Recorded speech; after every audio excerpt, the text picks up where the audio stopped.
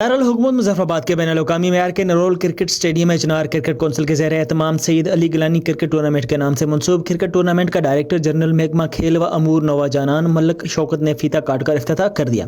افتتاحی تقریب کے مہمان خصوصی ڈائریکٹر جنرل محکمہ کھیل و امور نوجوانان ملک شوکت تھے۔ اس تقریب میں فاروق اشرف Awan, Sardar Naimat Ullah Khan Abbasi, director sports Sardar Yasin, deputy director sports Ashfaq Ahmed Saleria, A D sports کے علاوہ عوام نے بھی بڑی تعداد میں شرکت کی۔ ڈائریکٹر جنرل ملک شوکت کا تقریب سے خطاب کرتے ہوئے کہنا تھا کہ شدید اور بے پناہ مشکلات کے باوجود کشمیری عوام کے حق خود ارادیت کے لیے سید علی گیلانی کا عزم بے مثال تھا۔ وہ کشمیریوں کی حق خود ارادیت کی جدوجہد کی سچی آواز تھے۔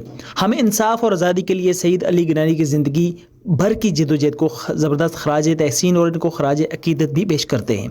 انہوں نے کہا کہ پاکستان نے ہمیشہ اقوام متحدہ کی سلامتی کونسل کی قراردادوں کے مطابق تنازع جموں و کشمیر کے منصفانہ اور پرامن حل کے لیے اپنی کشمیری بھائیوں اور بہنوں کی سیاسی، سفارتی اور اخلاقی حمایت کے اپنے عزم کا اعادہ کیا ہے، جس پر ہم پاکستان کے شکر گزار ہیں۔ قائد حریت اور بابائے قوم ریاست جموں و کشمیر سید علی گیلانی کے نام سے منعقدہ کرکٹ ٹورنامنٹ میں 40 سے زائد ٹیمیں حصہ لے رہی ہیں، جبکہ 10 اکتوبر کو ٹورنامنٹ کا فائنل ہوگا۔ سید علی گیلانی کرکٹ ٹورنامنٹ میں کل 624 کھلاڑی حصہ لے رہے ہیں۔ نوجوانوں کو صحت مند اور سرگرمیوں کی طرف راغب کرنے کے لیے ٹورنامنٹ کا انعقاد کیا گیا ہے۔ سنو ایف ایم ڈیجیٹل کے لیے عادل شہزاد، مظفرآباد، آزاد کشمیر۔